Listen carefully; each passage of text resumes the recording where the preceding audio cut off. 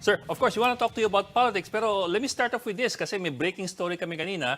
A group of activists filed a petition for the disqualification of Bongbong Marcos based on his conviction on failure to file his income tax returns from 1982 to 1985.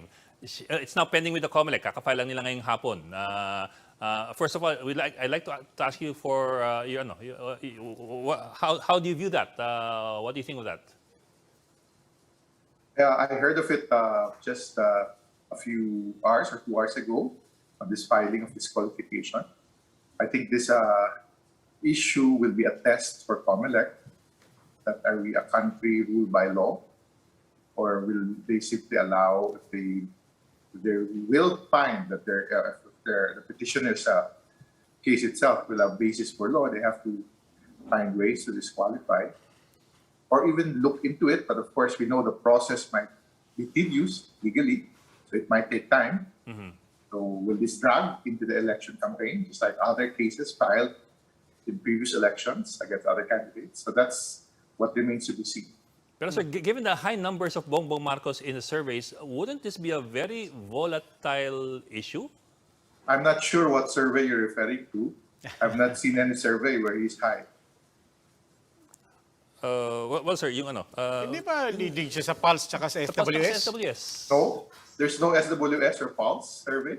Who was leading was Sara Duterte. Yes, sir. Yes, sir. Yeah. We're talking about relatively high in terms of numbers. Yeah, relatively high. He was number 2. He was in a statistical tie with Isko Moreno in the last Pulse survey. And there's no social weather station survey except commissioned one that we don't know really who commissioned. That was spread through social media.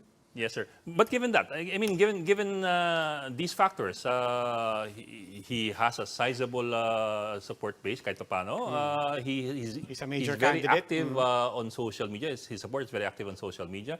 How do these things factor in dun sa disqualification case? The disqualification case could be an irritant, depending on how the candidate will address this issue. But if there's substance to that disqualification case, like in this case, there's also that angle of tax evasion. I've not really read the whole petition. I just heard about Yes, sir. Tax evasion and failure to file in ITR. Okay. But if there's really tax evasion, I mean, this is a question of integrity Okay. already. But So really, it's it's a challenge also to the petitioners to lay down their facts, not only as written in their petition, but also to really state their case in the COMELEC and use this opportunity to question the integrity, not only of Bongbong Marcos, but the Marcos family per se, because it will reflect a history that they have tried to rewrite, but a narrative that they tried to cover up. I think that's the intent of the petitioners. So we'll see how, it's too early to see how people will react. But it could be a burden, especially if these drugs and other issues are related to it can be thrown, not necessarily on the case itself, but that can really derail any attempt by Bongbong Marcos to project or position himself as one that has integrity, that can be trusted, that breaks away from the past of the Marcos legacy.